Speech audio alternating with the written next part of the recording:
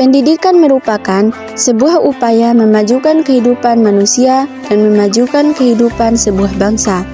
Dalam sejarah penjajahan kolonial Belanda, sistem pendidikan di Indonesia sangat berkaitan dengan kepentingan kolonial Belanda dan sistem pendidikan Barat.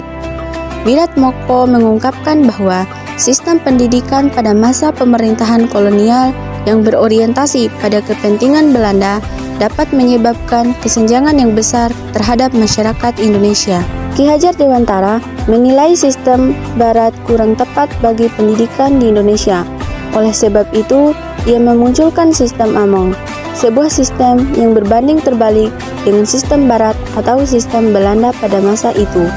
Sistem Among merupakan sistem pendidikan yang bertujuan untuk menghasilkan manusia yang dapat mengatur dirinya sendiri, manusia yang berdiri sendiri dalam merasa, berpikir, dan bertindak, manusia yang berkepribadian dan berkarakter. Bila menggunakan istilah sekarang adalah pendidikan dengan revolusi mental. Dengan berbagai permasalahan yang terjadi di Indonesia dan menghadapi tantangan persaingan global, diperlukan sistem pendidikan yang mengedepankan revolusi mental, sistem pendidikan yang menekankan cipta, rasa, dan karsa. Sistem pendidikan yang dimunculkan oleh Ki Hajar Dewantara dapat menjadi sistem dan metode unggulan dalam menjadikan manusia Indonesia yang memiliki daya cipta, rasa, dan karsa, serta sistem Among dapat menjadi sistem yang unggul dan khas dalam menghadapi persaingan pendidikan antar negara. Upaya pendidikan dengan sistem tersebut akan menghasilkan kaum yang pandai dan manusiawi dalam menghadapi persaingan yang semakin ketat. Perjuangan melawan penjajah tidak melulu dengan senjata. Itulah yang dicontohkan oleh Ki Hajar Dewantara, pahlawan yang dikenal sebagai Bapak Pendidikan Indonesia. Ki Hajar Dewantara lahir pada tanggal 2 Mei 1889 dengan nama Raden Maswardi Suwaryaningrat. Ia dibesarkan dalam lingkungan keraton Pakualam di Yogyakarta.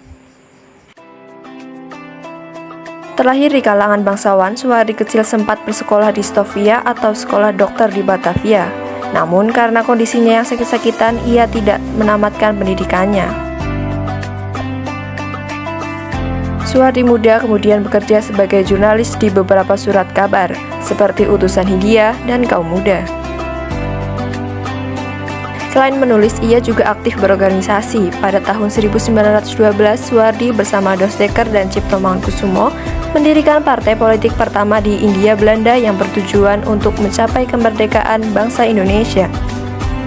Kritiknya terhadap pemerintahan kolonial dalam tulisan berjudul Seandainya Aku Seorang Belanda membuat Suwardi diasingkan ke Belanda pada 1913 bersama Cipto Mangunkusumo dan juga Dosdekker yang saat itu membela keduanya. Masa pengasingan di Belanda dimanfaatkan Suwardi untuk mendalami dunia pendidikan dan pengajaran. Selama itu pula, jiwa patriotisme dan cita-citanya memajukan bangsa Indonesia melalui pendidikan mulai terasa dan berkembang. Ia kembali ke tanah air pada 1919, 3 tahun berselang, tepatnya pada 3 Juli 1922. Suwardi mendirikan lembaga pendidikan Taman Siswa di Yogyakarta.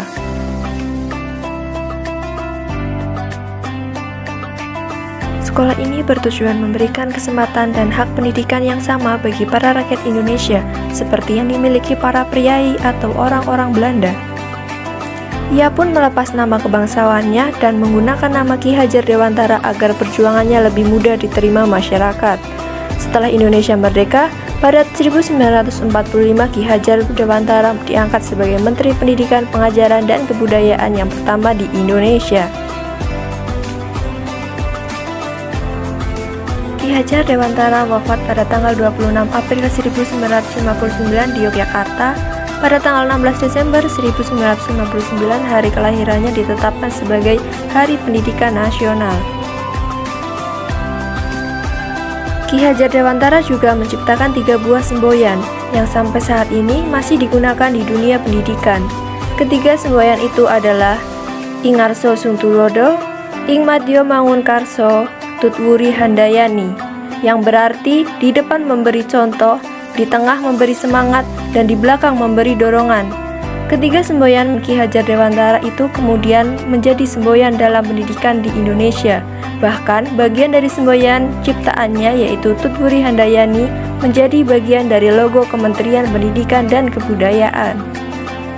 Ki Hajar Dewantara membedakan antara pendidikan dengan pengajaran. Pengajaran adalah pendidikan dengan memberikan ilmu pengetahuan dan memberikan keterampilan yang mempengaruhi kecerdasan pada anak-anak yang bermanfaat untuk hidup lahir batin anak-anak.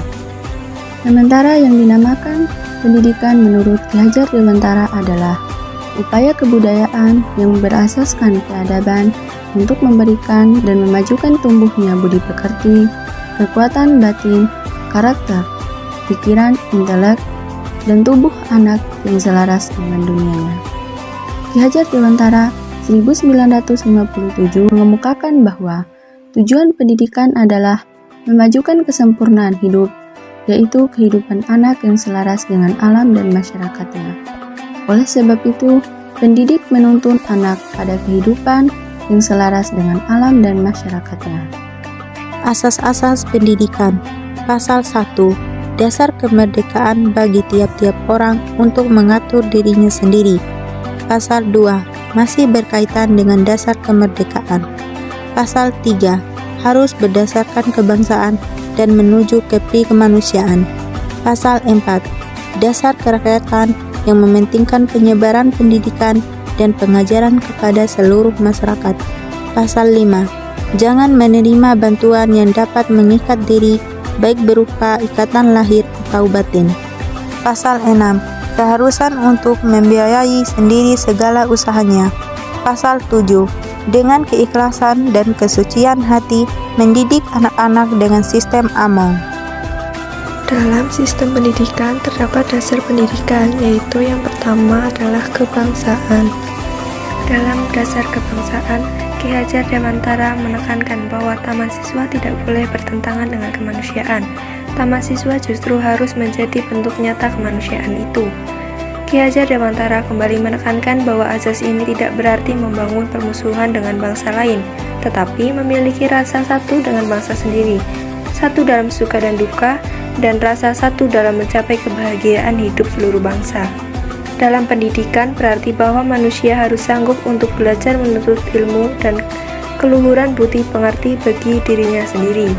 Lalu bersama-sama dengan masyarakat memunculkan kebudayaan bangsa yang khusus dan jelas. Ki Hajar Dewantara menuliskan bahwa dalam masyarakat kebangsaan, pendidikan menjadi tempat untuk menanam benih-benih kebudayaan, sehingga segala unsur kebudayaan dapat tumbuh dengan baik. Pendidikan menjadi tempat untuk menabur benih yang kemudian tumbuh untuk mencapai kemajuan dan kemerdekaan bangsa. Yang kedua adalah kebudayaan. Ki Hajar Dewantara mengatakan bahwa kebudayaan yang sejati pertama kali muncul dari hidup kebangsaan yang kemudian meluas sebagai sifat kemanusiaan. Beliau juga menjelaskan bahwa taman siswa tidak asal memelihara kebudayaan bangsa, tetapi membawa kebudayaan bangsa kepada kemajuan yang sesuai dengan perkembangan zaman, sesuai dengan kemajuan dunia, dan selaras dengan kepentingan hidup masyarakat. Kebudayaan ini merupakan hasil dari perjuangan manusia terhadap kekuasaan alam dan zaman, serta membuktikan bahwa manusia mampu mengatasi semua rintangan dan kesulitan dalam perjuangan hidup. Kemanusiaan. Ki Hajar Dewantara menuliskan jika dasar ini menyatakan bahwa dharma dari setiap manusia adalah mewujudkan kemanusiaan yang berarti kemajuan manusia lahir dan batin yang setinggi-tingginya. Kemajuan yang tinggi pada manusia dapat dilihat dalam kesucian hati dan rasa cinta kasih terhadap sesama manusia dan seluruh ciptaan Tuhan. Cinta kasih itu bersifat keyakinan pada adanya hukum kemajuan yang meliputi alam semesta. Yang keempat yaitu kemerdekaan. Dasar kemerdekaan merupakan syarat untuk menghidupkan dan menggerakkan kekuatan lahir dan batin anak sehingga mereka dapat hidup berdiri sendiri. Ki Hajar Dewantara menjelaskan bahwa kemerdekaan bagi taman siswa berarti hak dan kewajiban untuk mengurus diri sendiri. dengan memperhatikan ketertiban dan kedamaian masyarakat. Kemerdekaan juga menjadi syarat mutlak dalam setiap usaha pendidikan yang berdasarkan keyakinan bahwa manusia karena kodratnya sendiri dan oleh pengaruh-pengaruh kodrat alam, zaman, dan masyarakatnya dalam memelihara, memajukan, mempertinggi, dan menyempurnakan hidupnya sendiri. Dan yang terakhir adalah kodrat alam. Ki Hajar Dewantara berpendapat bahwa segala syarat, usaha, dan cara pendidikan harus sesuai dengan kodratnya. Manusia tidak dapat lepas dari kehendaknya, tetapi dapat mengalami kebahagiaan apabila dapat menyatukan diri dengan kodrat alam yang mengandung kemajuan. Kodrat alam atau pembawaan manusia menunjukkan adanya kekuatan pada manusia dan kekuatan itu merupakan bekal hidupnya. Kekuatan itu diperlukan untuk memelihara dan memajukan hidup manusia, sehingga dapat mencapai keselamatan dalam hidup lahiriah dan kebahagiaan dalam hidup batiniah, baik untuk dirinya sendiri maupun untuk orang lain atau masyarakatnya. Kekuatan pembawaan manusia merupakan syarat untuk dapat mencapai kemajuan dengan cepat dan sebaik mungkin. Di dalam konsepsi pendidikan mencakup dua hal, yaitu Tripusat Pendidikan dan Sistem Among. Pada Tripusat Pendidikan, Ki Hajar Dewantara mengatakan bahwa dalam sistem taman siswa, keluarga mendapat tempat yang luhur dan istimewa. Oleh sebab itu, keluarga menjadi satu pusat pendidikan yang mulia. Dalam pendidikan keluarga, seseorang dapat menerima segala tradisi mengenai kehidupan kemasyarakatan, keagamaan, kesenian, ilmu pengetahuan, dan lain sebagainya. Apabila keluarga menjadi pusat pendidikan, maka secara tidak langsung orang tua berperan sebagai guru yang mendidik perilaku, sebagai pengajar yang memberikan kecerdasan pikiran dan ilmu pengetahuan, serta menjadi teladan dalam kehidupan sosial bagi anak. Yang kedua yaitu pendidikan dalam alam perguruan. Ki Hajar Dewantara menolak pandangan bahwa pendidikan sosial merupakan tugas sekolah. Bagi Ki Hajar Dewantara, selama sistem sekolah masih bertujuan untuk pencarian dan pemberian ilmu pengetahuan dan kecerdasan pikiran, maka pengaruhnya tidak akan terlalu banyak. Pendidikan dalam alam perguruan berkewajiban untuk mengusahakan kecerdasan pikiran dan pemberian ilmu pengetahuan. Apabila sekolah dan keluarga berpisah, maka pendidikan yang dihasilkan dalam ruang keluarga akan selalu sia-sia. Oleh sebab itu, sekolah tidak dapat berpisah dengan kehidupan keluarga. Sekolah dan keluarga dapat saling mengisi dan melengkapi agar dapat mencapai tujuan pendidikan. Dan yang terakhir adalah pendidikan dalam alam pemuda. Konsep ini muncul di latar belakangi karena pergerakan pemuda pada waktu itu yang sebagian meniru perilaku Barat.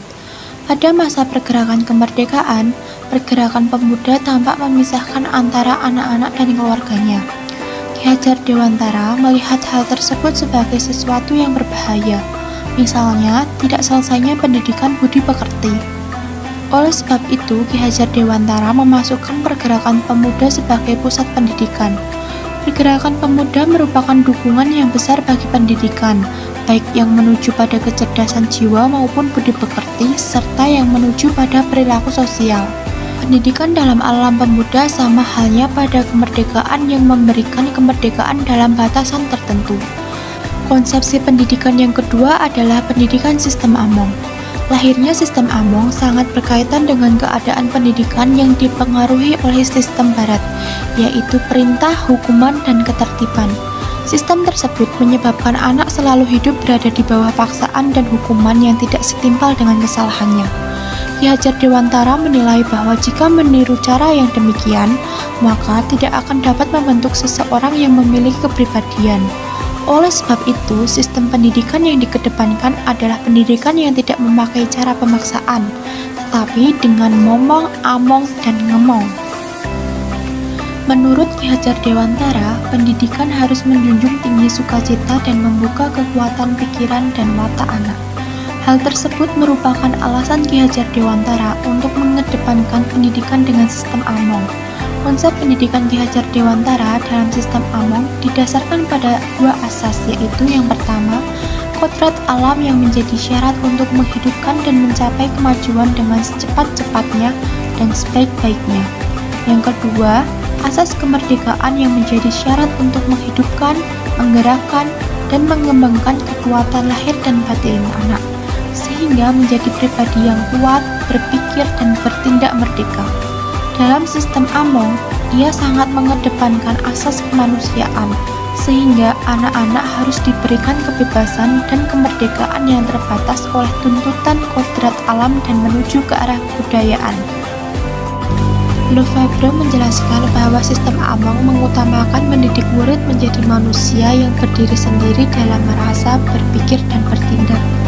Di samping itu, dalam sistem Among, guru juga harus melatih muridnya untuk mencari sendiri pengetahuan yang mencukupi kebutuhan manusia baik lahir maupun batin yang dapat bermanfaat bagi kehidupan.